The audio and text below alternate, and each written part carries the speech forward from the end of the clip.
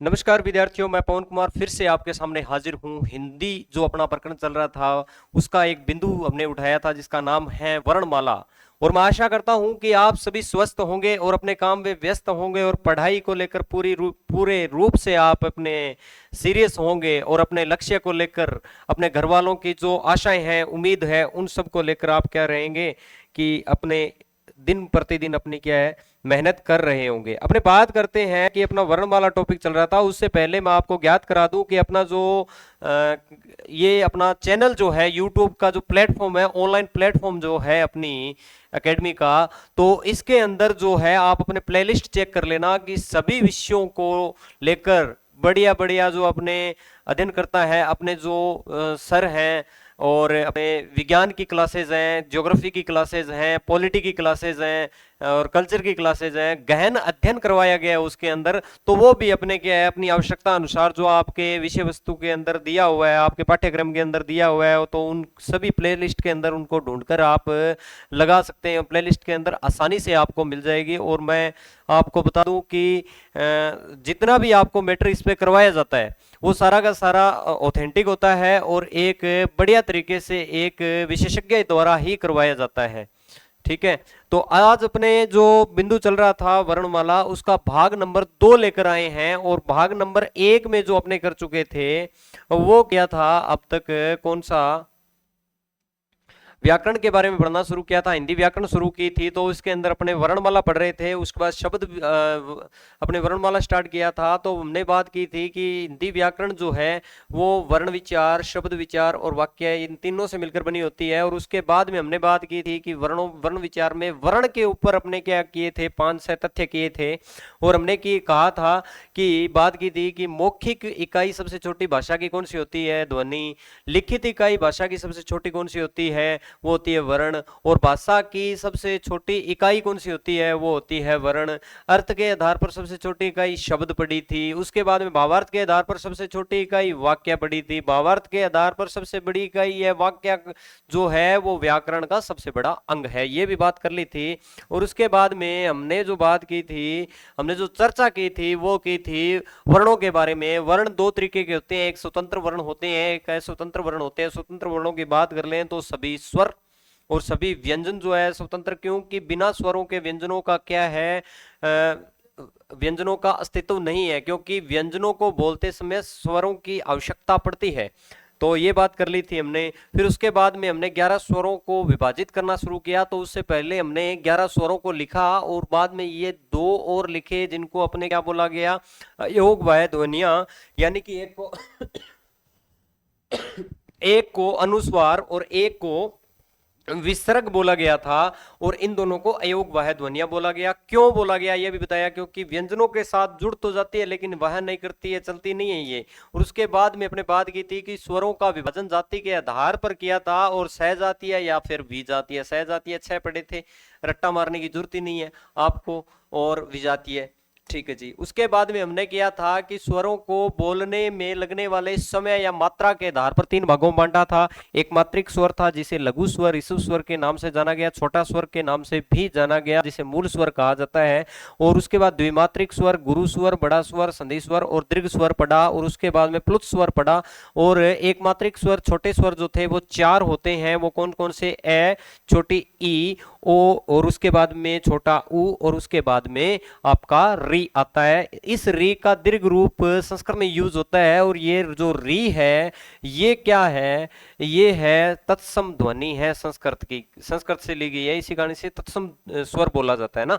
और द्विमात्रिक गुरु, बड़ा, संधि और आपका दीर्घ की बात कर लें तो 7 होते हैं। बचे हुए 4 घटा दो ना, उसमें बचे हुए कितने, 7। उसके बाद में प्लुत की बात कर लें तो प्लुत की संख्या कितनी होती है, एक। तो आपका एक मात्रिक स्वर होगा, 7 होंगे दीर्घ स्वर। तो ये अपने बात कर लेते हैं। और उसके बाद में अपने बात आज जो चर्चा करेंगे, आज इस पे अपने चर्चा करेंगे। ठीक है, आज जो अपना बिंदु रहेगा तो आपको मैं बता दूं ये क्लासेस सभी आने वाली भर्तियों आगामी भर्तियों में आपके लिए बेनिफिशियल रहेगी और सभी विषयों की इसी तरीके से बढ़िया विशेषज्ञों द्वारा इसका क्या करवाया जाता है, यहाँ पर अध्ययन करवाया जाता है। फ्री क्लासेस मिल रही है, इसका मतलब आप ये मत सोच लेना कि क्वालिटी नहीं है। क्वालिटी वाइज कहीं पे भी कॉम्प्रोमाइज नहीं किया जा रहा है हमारे सर द्वारा। और अपने बात कर लेते हैं कि किस किस भर्ती में यह काम आएगी, और मैं सीधा सा बात आपके सामने रख देता हूं, आपके सामने ज्यादा मैं नहीं लिखूंगा, मैं बोल रहा हूं सभी भर्तियों में जो आपके पाठ्यक्रम में वो सब्जेक्ट वो चैप्टर आपके होना चाहिए, उससे बाहर जाएगा नहीं, ये गारंटी है। ठीक है ना, ज्यादा आपने विचार न करते हुए। और मैं बोल रहा हूं कि आपने लगभग जितने भी बेरोजगार बच्चे हैं या मैं बोलूं बेरोजगारी से जो जूझ रहे हैं, उन सब ने क्या किया है, अपना 4th ग्रेड का तो एग्जाम देना ही है, उन्होंने फॉर्म अप्लाई किया है, तो उसके लिए लगभग अपनी क्लासें डाल दी गई हैं। और जैसे जैसे समय बीतता जा रहा है उसके साथ साथ में क्या है, अपने क्लासेस डालते जा रहे हैं। और अब हमारा प्रयास क्या है कि पूरा रहेगा कि आपको सफल होने में हम हमारी कमी नहीं छोड़ेंगे, लेकिन आपको प्रयास साथ साथ में करना है। चैनल को सब्सक्राइब कर देना है और साथ में लाइक एंड शेयर और कमेंट करना है, अपनी राय देनी है कैसी क्लास लगी आपको। ठीक है, और अपने आगे बढ़ते हैं। और आगे बढ़ते हैं तो अपने वर्णों का क्या चल रहा था, विभाजन चल रहा था। वर्णों में क्या पढ़ रहे थे, अपने स्वर पढ़ रहे थे, स्वरों का विभाजन कर रहे थे। और स्वरों के विभाजन में अपने क्या क्या कर चुके थे, मात्रा के आधार पर पढ़ चुके थे, उनमें लगने वाले समय या मात्रा के आधार पर पढ़ चुके थे ना। और कौन सा कर चुके थे, थोड़ा सा मुझे रिकॉल करना पड़ेगा कि कौन सा कर चुके थे अपने, कि एक तो अपने जाति के आधार पर कर चुके थे और एक अपने मात्रा के आधार पर कर चुके थे। ठीक है जी, अब अपने जो आज करेंगे वो करेंगे क्या, 3 नंबर पर। 3 नंबर पर बात करें तो ओष्ठाकृति के आधार पर स्वरों का विभाजन।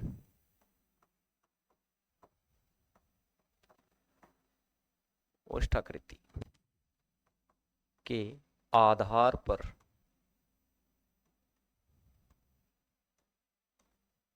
स्वर।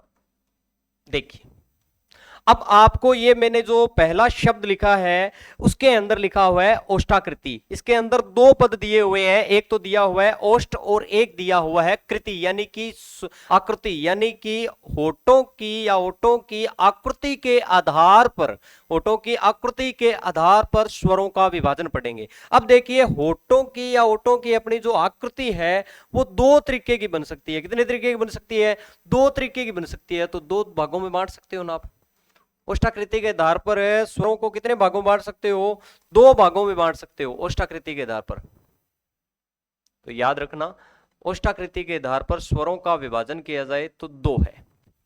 सबसे पहले आप अपने ओठ देखते हो, जब स्वर बोलते हो या तो अपने क्या होंगे, गोल टाइप में हो जाएंगे ऐसे ओठ, या फिर गोल नहीं होंगे, यही तो होंगे ना, या तो क्या होंगे, गोल होंगे या फिर गोल नहीं होंगे, है ना।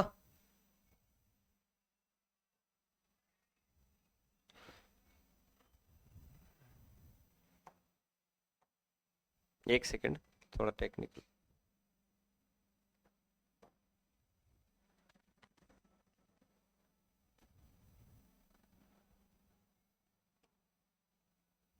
एक सेकंड भाई।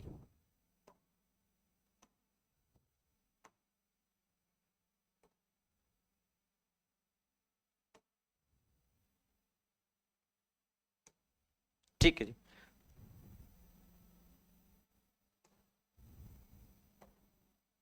हाँ जी। ओष्ठाकृति के आधार पर कितने होंगे, 2 प्रकार के होंगे, 2 होंगे। या तो होंगे वृत्ताकार स्वर ओष्ठाकृति के आधार पर, या तो वृत्त के रूप में, गोल टाइप में वृत्त के रूप में खुलेंगे अपने होठ गोल, या फिर होंगे अवृत्ताकार, या फिर क्या होंगे, अवृत्ताकार, है ना। क्या होंगे, अवृत्ताकार। 2 चीजें है ना, वृत्ताकार या फिर अवृत्ताकार। वृत्ताकार की बात करें तो ओठों का आकार कैसा होगा, गोल, यानी कि वृत्त के समान होगा। क्या होगा, वृत्त के समान होगा। अब आपके सामने 11 स्वर होते हैं और 11 स्वर ए आ। अब गिनते हो कि जिसमें ओठ क्या हो, वृत्ताकार हो वो इधर लिख दो, और अवृत्ताकार हो वो इधर। ए सबसे पहले मैंने बोला ए, तो डायरेक्ट मैंने कहा लिख दिया, ये लो जी। उसके बाद आ, ये लो जी। उसके बाद ई, ये लो जी, उसके बाद ई, ये लो जी, उसके बाद में उ, और वृत्त बने उ, है ना, तो उसके बाद में उ, ये लो जी, उसके बाद में दीर्घ उ, ये लो जी, उसके बाद में री, ये लो जी, उसके बाद में ए, ये लो, ए, ये लो, उसके बाद में ओ, ये लो, और उसके बाद में ये लो आपका औ। कोई दिक्कत आई? कहीं हमने रट्टा मारा? नहीं मारना पड़ेगा, क्योंकि कॉन्सेप्चुअल रूप से सारी चीजें अपने अंगों से, सारी चीजें अपने इर्द गिर्द हो रहे जो वातावरण में कार्यरत हैं उनसे जुड़ी होती है सारी चीजें। प्रश्न वहीं से आते हैं। प्रश्न कहां से पूछे जाते हैं? जो आपके जीवन में घटनाएं हो रही हैं आपके जीवन से। जैसे साइंस के प्रश्न आते हैं, तो साइंस के प्रश्न कहां से आएंगे? आपके दैनिक जीवन के अंदर जो घटनाएं होंगी उन पर ही आधारित साइंस के प्रश्न आते हैं। आप उठा के देख लेना, सारे उदाहरण आपके जीवन से जुड़े होंगे। और वहां पर लिखा भी होता है कि दैनिक विज्ञान, क्या लिखा होता है? दैनिक विज्ञान। जो आपकी दिनचर्या के अंदर वैज्ञानिक रूप से चीजें होती है उनके बारे में हम पूछेंगे, बात खत्म। तो वही तो अपना, ये भी तो एक विज्ञान ही है हिंदी। वैज्ञानिक रूप से तो इनको विभाजित किया गया है, यानी कि मानव के शरीर के वैज्ञानिक रूप से तो इसे विभाजित किया गया है। तो ये लो, रट्टा मारने की जरूरत ही नहीं है। ठीक है, तो वृत्ताकार 4 हो गए और अवृत्ताकार 4। कुछ एक मुझे पता है कमेंट बॉक्स के अंदर लिखेंगे कि सर जी वृत्ताकार एक और स्वर होता है और उसका नाम है औ। क्या नाम है? औ। औ। न तो ये ओ है, न ये आ है, ये तो ओ है। क्या है? ओ है। तो याद रखना, जैसे अपने लिखते हैं ना डॉक्टर,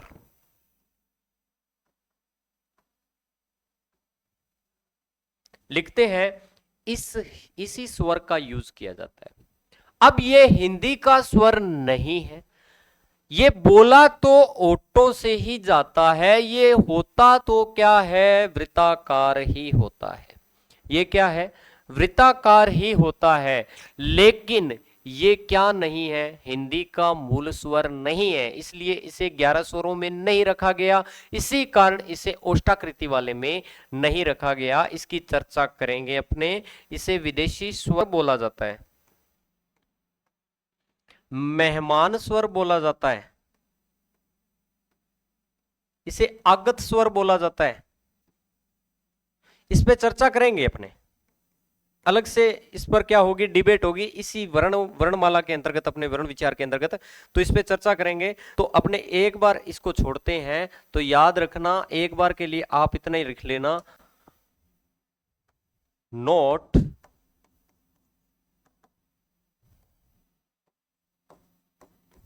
अ एक विदेशी स्वर है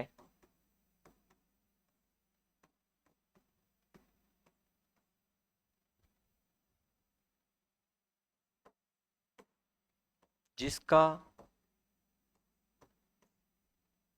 उच्चारण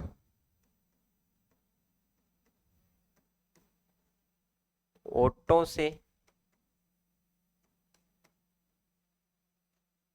होने के आधार पर वृत्ताकार में रखा जाता है।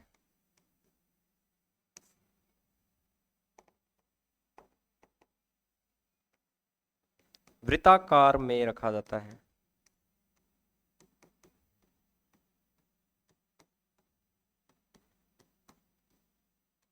किसमें रखा जाता है? वृत्ताकार में रखा जाता है।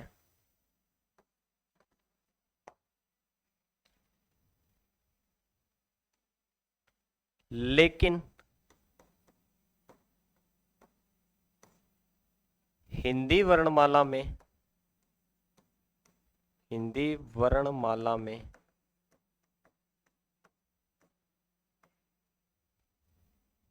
वृत्ताकार है, ऐसे लिखना पड़ेगा ना।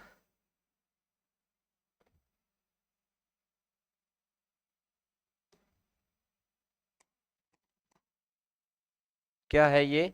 वृत्ताकार है, लेकिन हिंदी वर्णमाला में इसे इस क्रम में नहीं रखा जाता।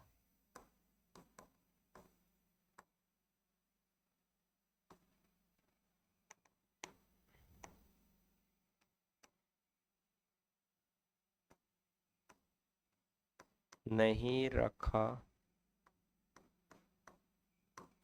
जाता है। ठीक है, तो ये याद रखना, ओ का उच्चारण स्थान देखा जाए या उच्चारण में देखे तो वृत्ताकार है, क्यों डॉ बोलते हैं ना डॉक्टर में, ओ क्या बोलते हैं, ओ, तो ये वृत्ताकार में तो आता है, लेकिन जब हिंदी में ओष्ठाकृति के आधार पर विभाजन किया जाता है तो इसे वृत्तामुखी के रूप में नहीं रखा जाता। आगे बात समझ में, तो याद रखना वृत्ताकार, अवृत्ताकार, ओष्ठाकृति के आधार पर। अब बात कर लेते हैं अपने आगे, और आगे बढ़ते हैं तो आगे अपने देखते हैं क्या,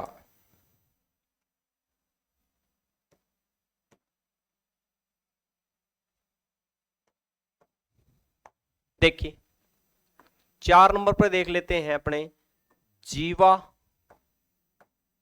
सॉरी जीवा की स्थिति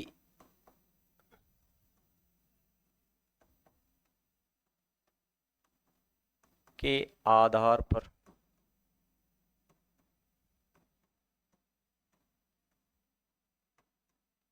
स्वर। देखिए, जीव की स्थिति के आधार पर स्वरों का विभाजन किया जाए, जीवा की स्थिति के आधार पर स्वरों का विभाजन किया जाए तो 3 भागों में बांट सकते हैं। कितने भागों में, तो याद रखना जीवा की स्थिति के आधार पर स्वरों को 3 भागों में बांटा जा सकता है। कितने भागों में बांटा जा सकता है, 3 भागों में। अब देखा जाए तो ये आपकी जीवा है, ये क्या है, समझ लो आपकी जीवा है, यानी कि आपकी जो लंबी लंबी जीभ है, क्या है, लंबी लंबी, ये आपकी जीभ है।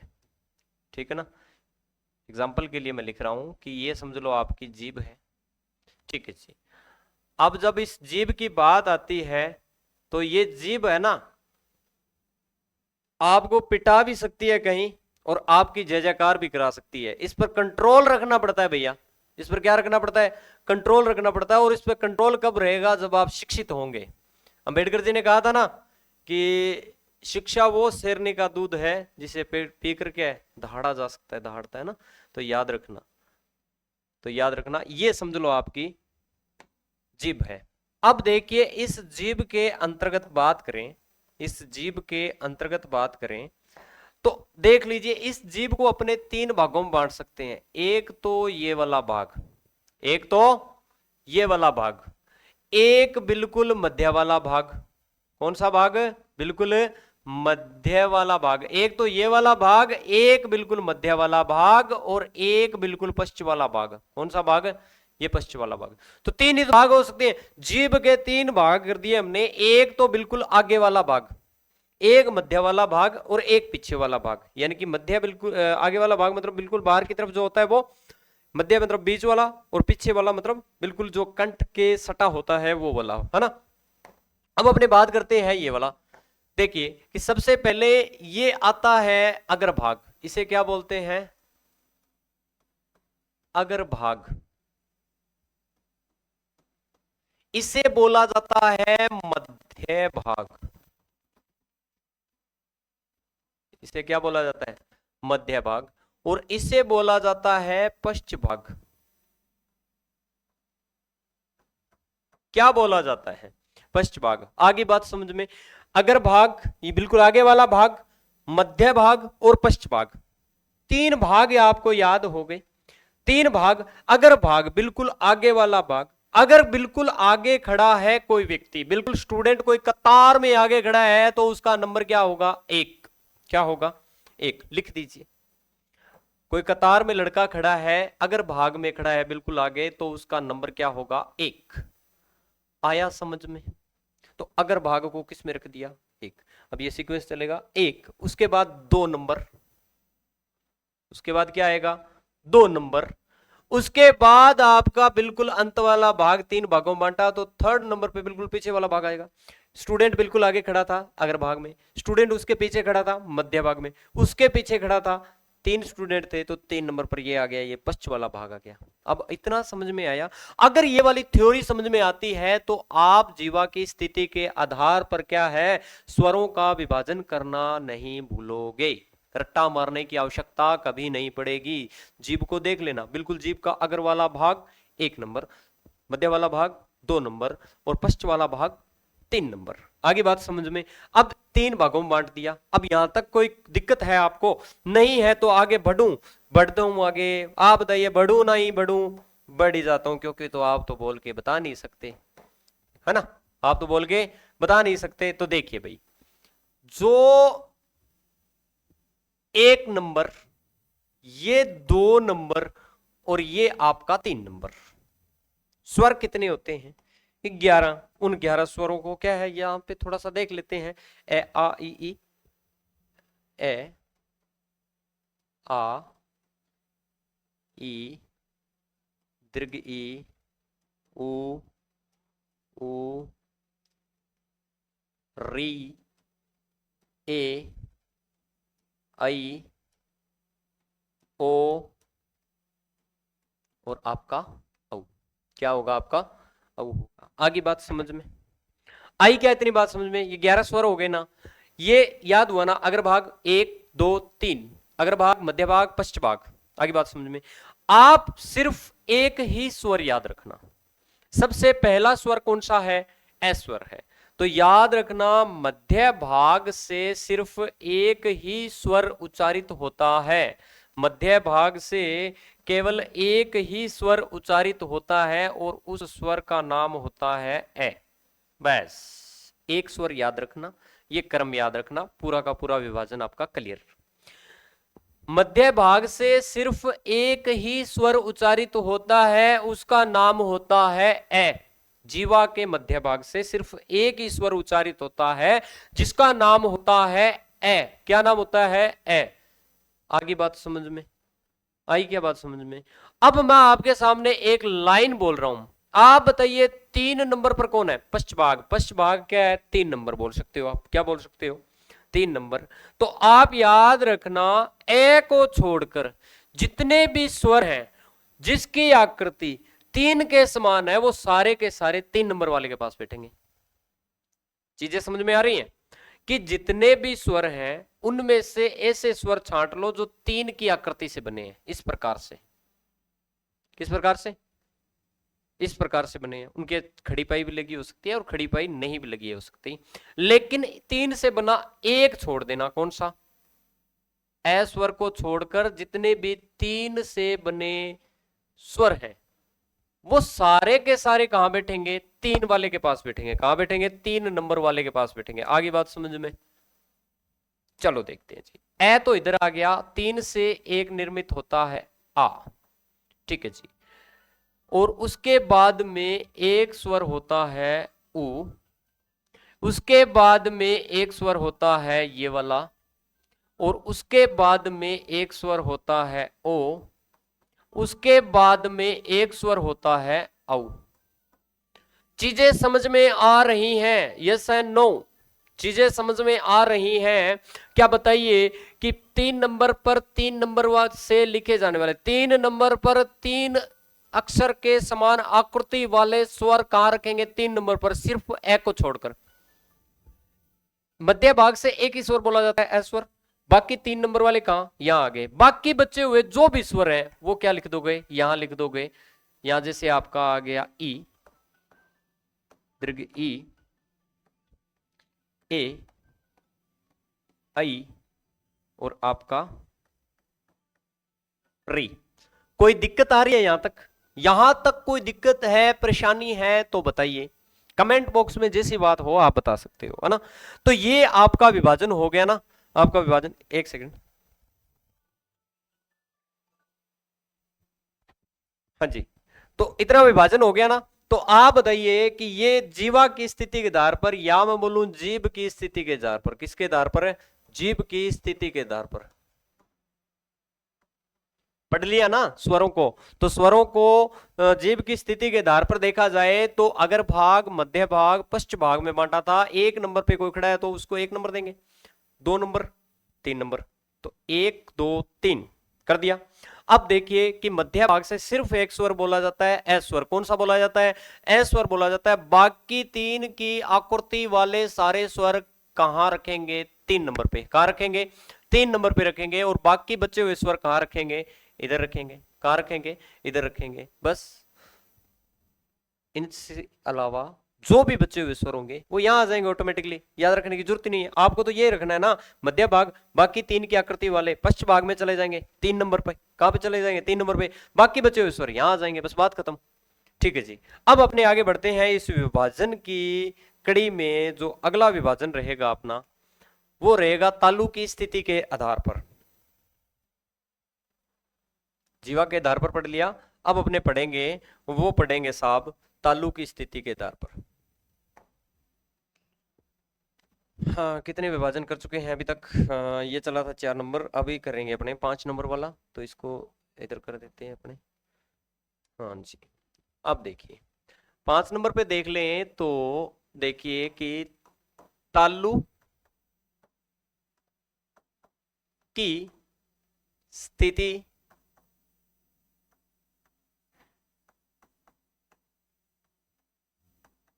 के आधार पर, तालु की स्थिति के आधार पर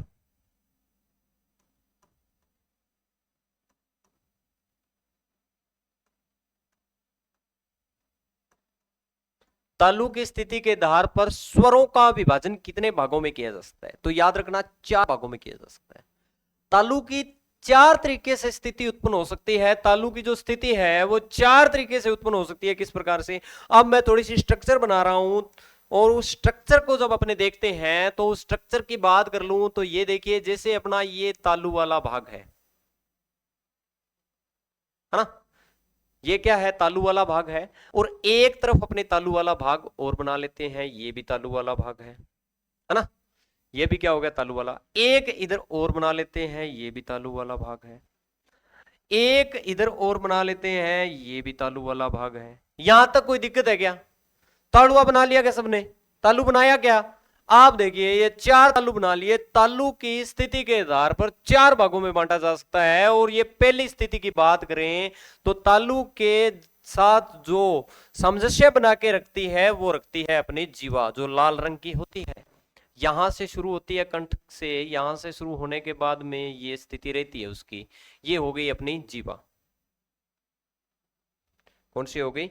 ये हो गई अपनी जीवा। और यहां पर फिर से मैंने जीवा को बनाने का प्रयास किया। और सबसे पहले बात करें, ये हो गई जीवा। और एक बार ये जीवा की स्थिति हो सकती है बिल्कुल साइलेंट मोड के अंदर, और जीवा ने अपना काम दिखाया और जीवा बिल्कुल यहां पे सटक गई आके।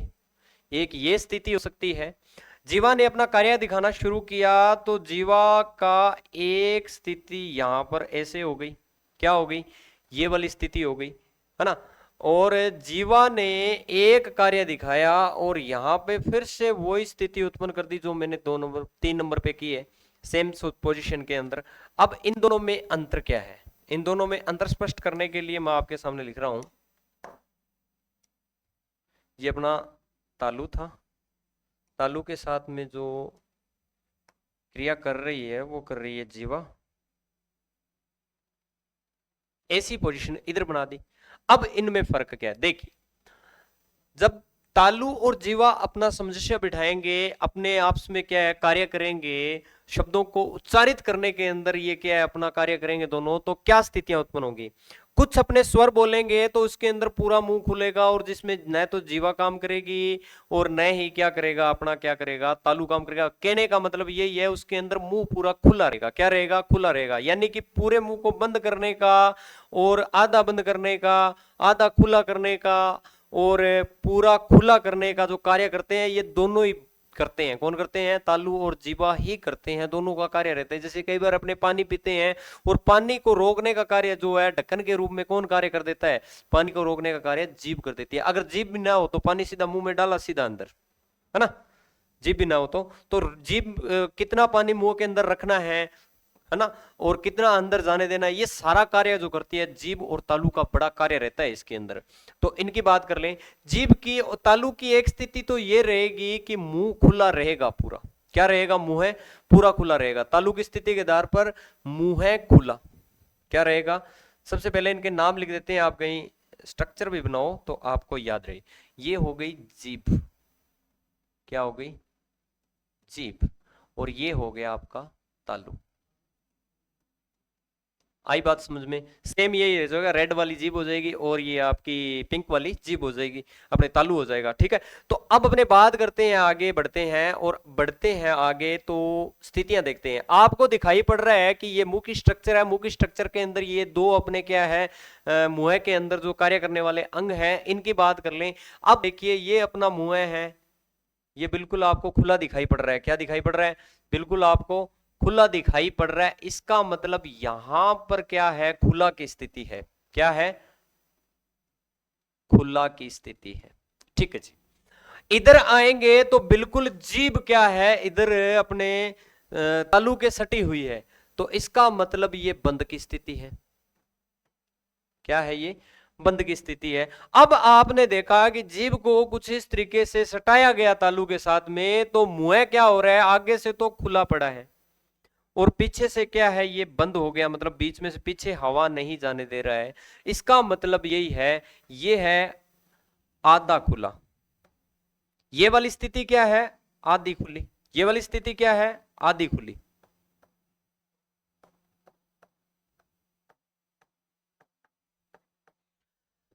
ये वाली स्थिति तो हो गई आधी खुली अगर भाग के अंदर, ये वाली स्थिति आधी खुली।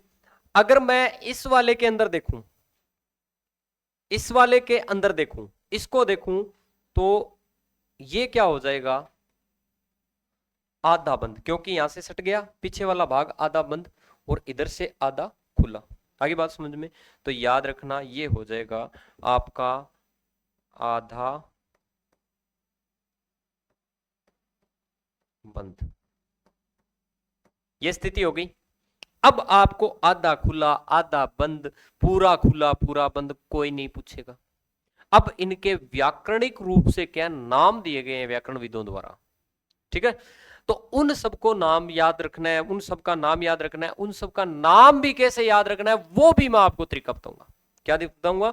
वो भी मैं आपको तरीका बताऊंगा। तो आपके सामने कुछ मैं नाम लिख रहा हूं और उनको पहले अपने सहज रूप से पढ़ लेना।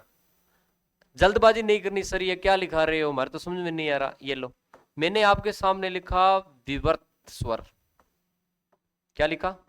विवर्त। और उसके बाद में लिख दिया मैंने यहां पर संवृत। क्या लिख दिया? संवृत। इधर लिख दिया अर्धविवृत। क्या लिख दिया? अर्धविवृत।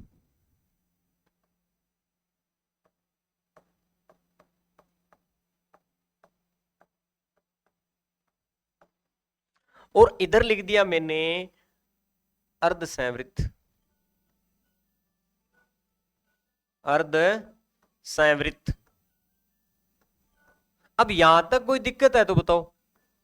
अब आपको मैं खुद याद कराऊंगा कि इनको याद कैसे रखेंगे, संवृत और अर्ध संवृत को। पहली बात तो यह है कि तालु की स्थिति के आधार पर स्वरों का विभाजन हमने चार प्रकार से कर सकते हैं। और वो जो चार विभाजन है वो है विवर्त स्वर, अर्धविवर्त स्वर, संवृत स्वर और आपका अर्ध संवृत स्वर। चार विभाजन आप पढ़ सकते हो। सबसे पहले आप याद रखना, विवर्त का मतलब होता है खुला। विवर्त का मतलब होता है मुंह खुला। संवृत का मतलब क्या होता है? मुंह बंद। अब इसको भी याद रखने का तरीका बता दूं। आपने विवर्त में से एक शब्द पकड़ा, एक वो था वी। इस वी को मैं अगर इंग्लिश में पढ़ूं तो ये वाला लिखूंगा, ये वाला वी। और आपको दिखाई पड़ रहा है कि वी का जो मुख होता है वो खुला होता है। वी का मुख कैसा होता है? खुला होता है। अंग्रेजी वर्णमाला के अंदर वी का मुख कैसा रहता है? खुला रहता है। इसका मतलब विवृत का मतलब क्या हो जाएगा आपका? खुला। विवृत का मतलब खुला। अब ये बात याद रहनी चाहिए, विवृत, वी याद आते ही आपके दिमाग में क्या आना चाहिए? ABCD वाला वी। और वी का मुख कैसा रहेगा? खुला। कैसा रहेगा? खुला। इसका मतलब खुला वाली स्थिति विवर्त, इसका मतलब खुला वाली स्थिति विवर्त। सैवृत क्या हो जाएगा? बंद। बस याद हो गया। अब किसी को दिक्कत है क्या? विवर्त किसे बोला जाता है? खुले को। विवर्त किसे बोला जाता है? खुले को। और सैवृत किसे बोला जाता है? बंद को। बात खत्म। ठीक है ना? अब मैंने कहा अगर पूरा खुला हुआ है तो उस स्थिति को विवर्त बोला जाता है, आधा मुंह खुला हुआ है तो उस स्थिति को सैवृत बोला जाता है। अगर मैंने कह दिया कि आधा खुला है तो आप लिखोगे अर्धविवृत। क्या लिखोगे? अर्धविवृत। आप लिखोगे अगर सैवृत का मतलब बंद, अगर पूरा बंद है तो सैवृत, आधा बंद है तो अर्धसैवृत, आधा बंद है तो अर्धसैवृत। बात खत्म। अब इनको याद तो कर लिया कि खुला बंद। अब करेंगे अपने 11 स्वरों का विभाजन। क्या करेंगे? 11 स्वरों का विभाजन तालु की दृष्टि से बड़ा इंपॉर्टेंट है। यहां से बड़े बच्चे कंफ्यूज होते हैं, इस कंफ्यूजन को अपने दूर करेंगे। आज हम किस लिए बैठे हैं? इन चीजों को दूर कर। ये सारी चीजें आपको बेशक आपको 100 किताबों में मिल जाएगी। आप जिस किताब को उठाओगे वहां मिलेंगे, शायद इससे ज्यादा भी मिले, लेकिन टीचर वही है जिसके बोल आप एग्जाम हॉल के अंदर आपके कानों तक गूंजे। बस सीधी सी बात है। ठीक है, अब अपने बात करते हैं 11 स्वरों की बात। तो 11 स्वरों की बात कर लें तो ए, आ, ई, दीर्घ ई, उ, दीर्घ उ, री, ए, आई, ओ और आपका औ आता है। ये 11 स्वर होते हैं। ये 11 स्वर होते हैं। इन 11 स्वरों का विभाजन अपने पढ़ रहे हैं, तो उस विभाजन के अंतर्गत देख लें तो सबसे पहले बात करते हैं संवृत स्वर। विवर्त स्वर में कौन सा आएगा? विवर्त का मतलब विवर्त, वी मतलब एबीसीडी वाला, वी का मुख खुला तो मतलब खुले वाली स्थिति। क्या खुले वाली? खुले वाली स्थिति। अब देख लीजिए इन स्वरों में से सबसे टॉप का स्वर कौन सा है जिसके अंदर पूरा मुंह खुला रहता है? बिल्कुल, तो याद रखना एक ही तो है, एक ही तो है ए, एक ही तो है आ। क्या नाम है? आ। देखिए आ स्वर के अंदर पूरा मुंह खुला रहता है। आ स्वर के अंदर पूरा मुंह खुला रहता है, तो विवर्त स्वर में कौन सा आ जाएगा? आ स्वर। विवर्त स्वर में कौन सा आ जाएगा? आ स्वर। तो याद रखना जिस प्रकार जीवा की स्थिति के आधार पर मध्य भाग से सिर्फ एक ही स्वर बोला जा रहा था और उसका नाम था ए, उसी प्रकार तालु की 4 स्थितियों में खुला के आधार पर, विवर्त के आधार पर सिर्फ एक ही स्वर होता है जिसका नाम है आ। क्या नाम है? आ। याद रखना सहजातीय स्वरों में से है ना ये। अब इसका छोटा भाई कौन है? ए है। अगर आ के अंदर पूरा मुंह खुलता है, अगर आ के अंदर पूरा मुंह खुलता है तो ए के अंदर क्या होगा? तो ए के अंदर देखना कि आधा मुंह खुलेगा। क्या खुलेगा? आधा मुंह। विवर्त यानी कि पूरा मुंह खुला, आ स्वर। अर्धविवर्त यानी कि आधा मुंह खुला, तो कौन सा स्वर आएगा? कौन सा स्वर आएगा? वो आएगा आपका कौन सा? ए स्वर। कौन सा आएगा? ए स्वर। कौन सा आ जाएगा? ए स्वर आ जाएगा। आ में पूरा मुंह खुला और ए में आधा मुंह खुला। आ में पूरा मुंह खुला और ए में आधा मुंह खुला। आगे बात समझ में? चलो ठीक है, आगे चलते हैं और आगे बढ़ते हैं, इस प्रकरण को लेते हैं। तो याद रखना इस प्रकरण में हमने क्या कर लिया कि अब तक इनको हमने क्या कर लिया? क्लियर। इन दो का तो क्या हो गया? पूरा काम। अब बचे हुए कैसे? अब ए आ से पढ़ना स्टार्ट किया था, आ विवर्त है, ए क्या है? अर्धविवर्त है। अब बचे हुए ई, ई, उ, उ और री, री तक, यानी कि 4 सहजातियां आगे वाले, एक ये और री। री तक आगे बचे हुए स्वर जो है री तक, री तक किस में आएंगे? संवृत स्वरों में आएंगे। ई, दीर्घ ई, उ, दीर्घ उ और आपका री स्वर। क्लियर है बात? बचे हुए जो आपके सहजातीय स्वर प्लस में आपका कौन सा आ जाएगा? री स्वर। किस में जाएगा? संवृत में। मैं कुछ नहीं कर रहा, ये जो चीजें आपको समझा रहा हूं एक सीक्वेंस से समझा रहा हूं, ध्यान लगाकर मनोयोग से इन चीजों को देखोगे तो मैं गारंटी लेता हूं कि आपको ये चीजें एग्जाम हॉल में आपके दिमाग में आपके कानों में गूंजेंगी। ठीक है, तो देख लीजिए, यहां तक कर लिया। आ में पूरा मुंह खुलता है, ए में आधा मुंह खुलता है। आगे वाले जो वर्ण है री तक, वो किस में जाएंगे? संवृत में। संवृत में जाएंगे, देख लीजिए, संवृत में जाएंगे। अब देखिए हमने कहां तक कर लिया? ये वाला, ये लो जी, क्या कर लिया? यहां तक कर लिया ना। आगे बात समझ में? चलो जी, अब बचे कितने? 4 स्वर। कितने बचे? ए, ऐ, ओ, औ। ए, ऐ, ओ, औ। ये 4 ही बचे हैं, देख लीजिए। इन चारों की बात कर लूं मैं, इन चारों की बात कर लूं तो सबसे पहले देखिए, अगर इनको अपने उम्र के हिसाब से या मैं बोलूं इनके उच्चारण के हिसाब से देखा जाए तो ए छोटा है आई से, क्योंकि जब ए का निर्माण होता है तो ए प्लस ई किया जाता है। ए का आई का निर्माण होता है तो ए प्लस ए किया जाता है। ओ का निर्माण होता है तो ए प्लस ऊ किया जाता है। ऊ का निर्माण होता है तो ए प्लस ओ किया जाता है। इसका मतलब सबसे ज्यादा वर्णों की संख्या, इससे ज्यादा वर्णों की संख्या इसमें, इससे ज्यादा वर्णों की संख्या इसमें, इसके निर्माण के अंदर, यानी कि स्वरों की संख्या आपके उस सामने लिख ही देता हूं, क्योंकि ए का निर्माण, ए का निर्माण, ए का निर्माण ए धन ई से होता है। उसी प्रकार ऐ का निर्माण ए धन ए से होता है। उसी प्रकार ओ का निर्माण ए धन ऊ से होता है। उसी प्रकार औ का निर्माण ए धन ओ से होता है। आगे बात समझ में? इनसे इनका निर्माण होता है। अब आप देख रहे हो ए और ई से ए बना, लेकिन ए बनाने के लिए ए की तो आवश्यकता पड़ी, पूरे ए की आवश्यकता पड़ेगी, न कि किसी अन्य छोटे वर्ण की।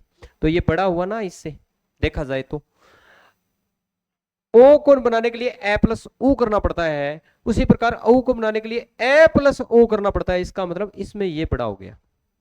ठीक है, इनमें बड़ा कौन सा हो गया? ये। इनमें बड़ा कौन सा हो गया? ये। अब ये बड़े वाली छोटे वाली कहानी क्यों बता रहा हूं? अब देख लीजिए कि इन दोनों में बड़ा कौन सा है।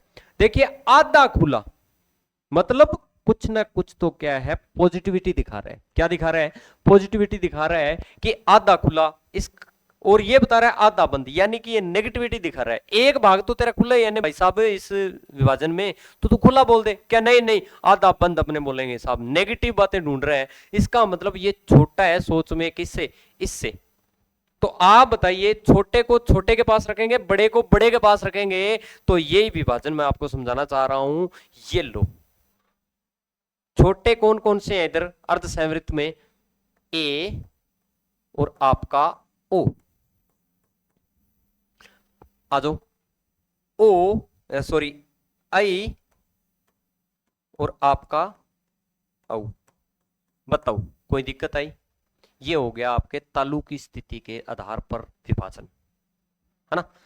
तो काफी बच्चे कह रहे थे कि सर ऑफलाइन क्लासेस में कहते हैं सर ये ना तालु की स्थिति वाला बहुत खतरनाक है। पहली बात तो हम संवृत और विवर्त में ही घूम जाते हैं, है ना। तो ये इससे अच्छा विभाजन तो भैया नहीं हो सकता।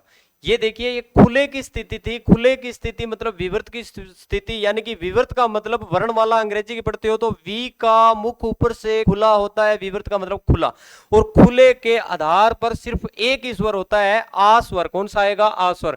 आ स्वर में अगर पूरा मुंह खुला है तो ए स्वर में आधा मुंह खुलेगा और उसे बोलते हैं अर्धविवर्त। उसी प्रकार संवृत के अंदर ए आ कर लिया, आगे वाले 5 वर्ण, 4 तो आपके कौन से?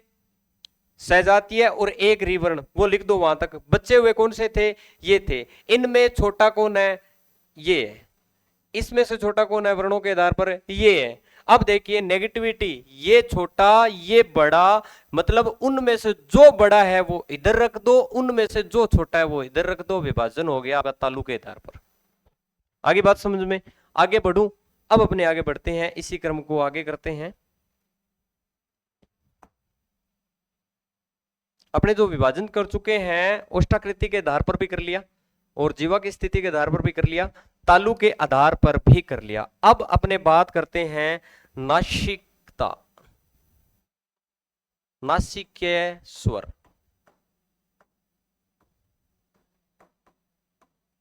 देख लीजिए, नासिका की बात कर ले तो नासिका की बात आएगी, तो उससे पहले दो चीजें लिख रहा हूं आपके सामने। एक तो मैं लिख रहा हूं अनुस्वार और एक लिख रहा हूं आपके सामने अनुनासिके।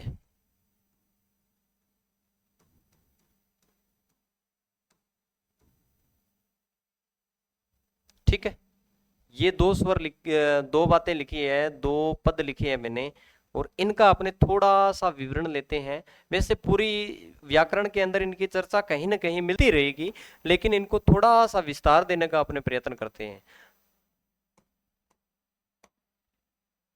बीच में से और काट देना। ठीक है जी, देखिए अनुस्वार आप पढ़ चुके हो कि कौन सा होता है। इसकी स्ट्रक्चर अगर आप देखोगे तो कुछ इस तरीके से होती है संरचना। इसकी संरचना अगर देख पाओगे तो आपने देखा होगा कभी ये वाला, ये दोनों चीजें देखी है ना। ये वाला जो होता है इसे बोला जाता है तत्सम रूप। इसे क्या बोला जाता है? तत्सम रूप बोला जाता है। इसे क्या बोला जाता है? तत्सम रूप बोला जाता है। इसका मतलब अनुस्वार तत्सम ध्वनि है। अनुस्वार क्या है? तत्सम ध्वनि है। और इस तत्सम ध्वनि का तद्भव रूप बोला जाता है किसको? इस अनुनासिके को।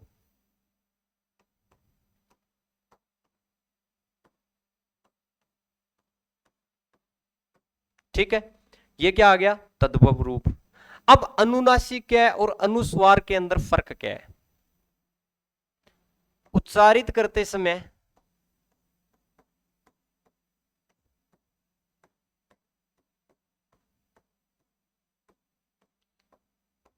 प्राणवायु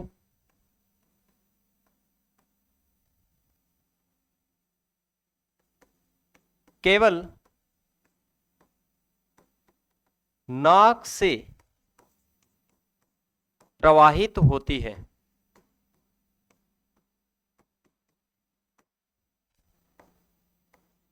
कहां से? सिर्फ नाक से प्रवाहित होती है। उसी प्रकार उच्चारित करते समय या उच्चारण के समय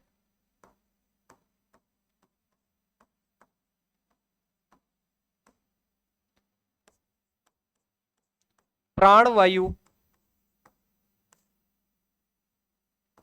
नाक व मुंह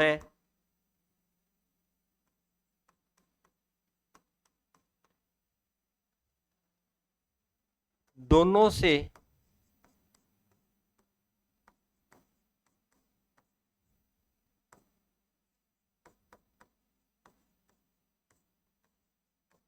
प्रवाहित होती है। आगे बात समझो क्या है? दोनों से प्रवाहित क्या होती है? ये वाली। ठीक है जी। अब देखिए, इनको अन्य नाम किया गया है। इसे अर्धचंद्र बिंदु बोला गया है। सॉरी, इसे बोला गया है चंद्र बिंदु। क्या बोला गया है? चंद्र बिंदु।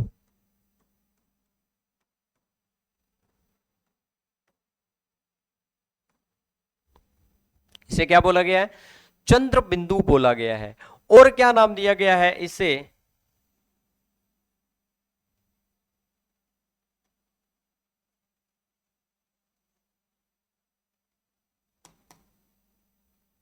इसे चंद्र बिंदु के नाम से जाना गया है।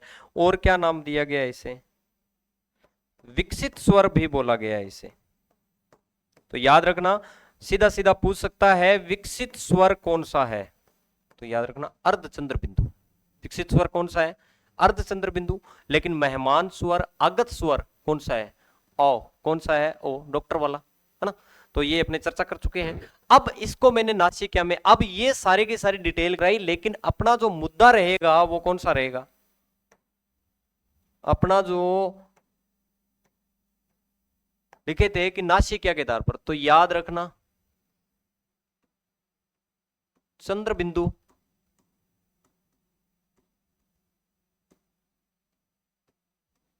अगर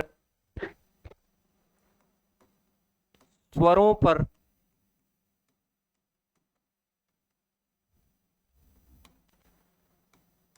लगे हैं तो अनुनासिक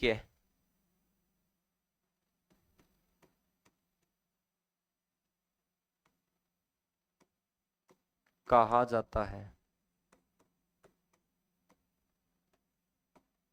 क्या कहा जाता है? अनुनासिक क्या कहा जाता है? चंद्र बिंदु लगा। अब चंद्र बिंदु आप कहोगे सर ई पर कैसे लगेगा, तो ये वाला चंद्र बिंदु ही है। आप कहोगे साहब कि ओ पर कैसे लगेगा, तो ये वाला चंद्र बिंदु ही है। तो याद रखना ऐसे कुछ लगा आ जाए तो आप उसको अनुनासिक ही लिखोगे। क्या लिखोगे? अनुनासिक लिखोगे। क्या लिखोगे? अनुनासिक नासिक, अपने अनुनासिक लिखोगे। क्या करोगे? अनुनासिक। यहाँ पर अपने थोड़ा सा इसको थोड़ा सा करेक्शन कर लेना इसमें, इसे अनुनासिक लिखो। क्या लिखो? अनुनासिक। तो ये नासिकता के आधार पर अगर चंद्र बिंदु लगा हुआ है तो अनुनासिक है।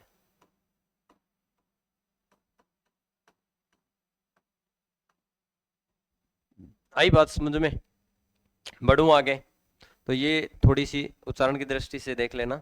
जब अपने तत्सम तद्भव करेंगे तो वहां पर आपको बड़ी ही काम देंगी ये चीजें, कि चंद्र बिंदु दिखाई देते ही आप तद्भव करोगे अगर यहां से पढ़ी होंगी चीजें, और ये अनुस्वार दिखाई देते ही आप क्या करोगे? तत्सम करोगे। तो आगे बढ़ते हैं और इसके अंदर अपने आगे जो पढ़ेंगे वो देखते हैं क्या है। तो अपने यहाँ तक कर चुके हैं, तो यहाँ पर अपने स्वरों का तो विभाजन पूरा हो चुका है। क्या हो चुका है? पूरा स्वरों का तो विभाजन हो चुका है। एक मिनट।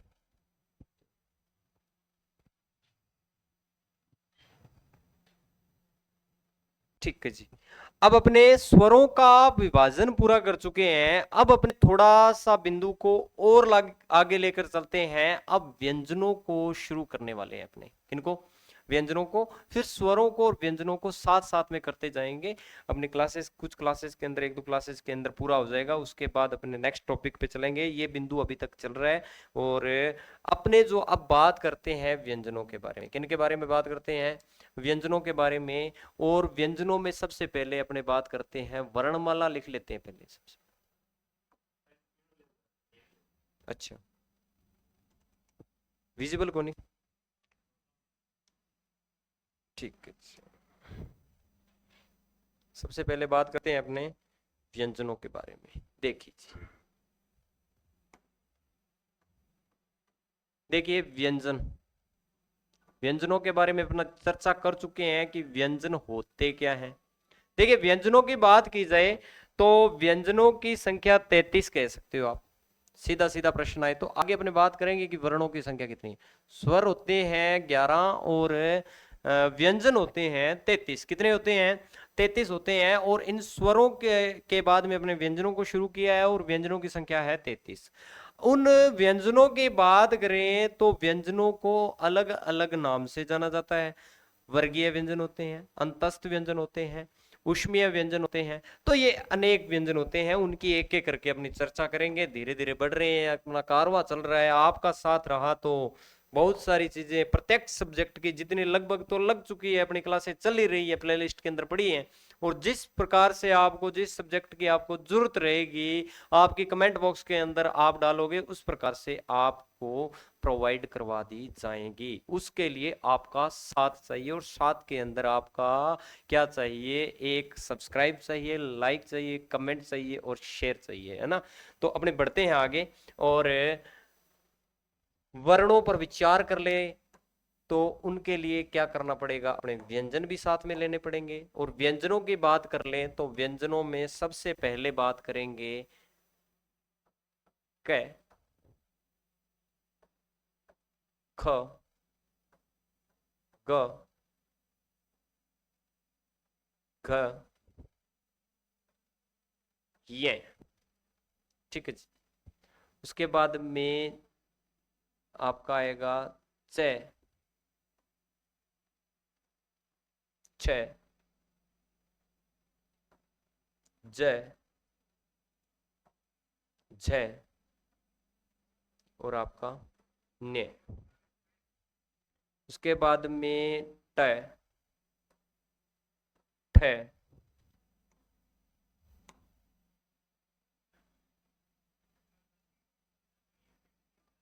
ड, ढ, ण। उसके बाद त, थ, द, ध और आपका न। उसके बाद प, फ, ब, भ और आपका मैं। क्या कहलाता है? मैं। और उसके बाद में आपका आएगा ये रे, ले, वे, श, श, से और आपका है। ठीक है, तो आप देख पा रहे हो इसके अंदर वर्णों की संख्या 25 व्यंजन तो ऊपर वाले हैं और बाकी बचे हुए कितने हैं? 8। कितने हैं? 8। 8 और 25 कितने हुए? 33। तो याद रखना व्यंजनों की संख्या 33 करोगे एक बार के लिए। आप क्या करोगे? 33। व्यंजन 33, स्वर 11। व्यंजन 33, स्वर 11। आगे बात करेंगे वर्णों की संख्या किस आधार पर कैसे बताएंगे, वो बात कर लेंगे। ठीक है ना। अब सबसे पहले बात करते हैं व्यंजनों की संख्या। तो आप देख पा रहे हो कि सबसे पहले आपको मैं बोल दूं, एक स्वाभाविक सी जानकारी दे रहा हूं आपको कि कै वर्ग, ये जो बात है, आप बोलते थे कै कबूतर कै खरगोश गै घड़ी, ऐसे बोलते थे, तो इसे ड़ बोलते थे। ये पहली बात तो ड़ नहीं है। ये क्या नहीं है? ड़ नहीं है। ये पहली बात तो क्या नहीं है? ड़ नहीं है। इसे बोलते हैं ये। क्या बोलते हैं? ये बोलते हैं। इसे क्या बोला जाता है? ये। क्या बोला जाता है? ये बोला जाता है। ड के इस साइड में इसके बिंदु लगती है जिसे पंचमाक्षर बिंदु बोलते हैं। आपकी जानकारी के लिए बता दूं कि इसे ये बोलते हैं। आपकी जानकारी के लिए बता दूं, आपकी जानकारी के लिए बता दूं कि जिस प्रकार से ये आप वर्ण लिखते हो और उसके ऊपर होती है शिरोरेखा और इस शिरोरेखा के नीचे दिया होता है क्या? खड़ी पाई।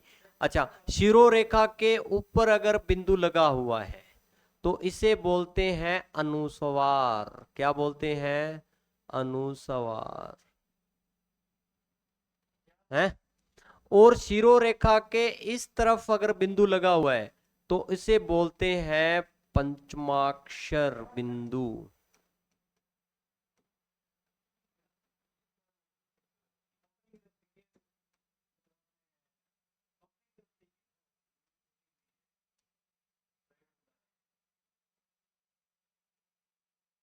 अच्छा, इस खड़ी पाई के नीचे अगर बिंदु लगा हुआ है तो इसे बोलते हैं ताड़न जात।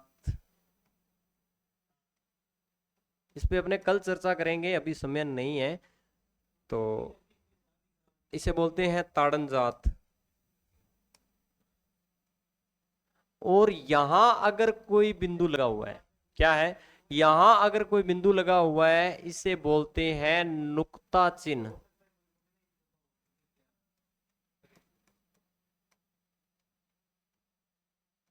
आई बात समझ में? तो इन सारे बिंदुओं का आपका ध्यान रहना चाहिए। इन बिंदुओं पर नीचे लगा हुआ है बिल्कुल, इसे ताड़न जात बोलते हैं। कितने होते हैं, क्या होते हैं, इस सारी की सारी चर्चा करेंगे।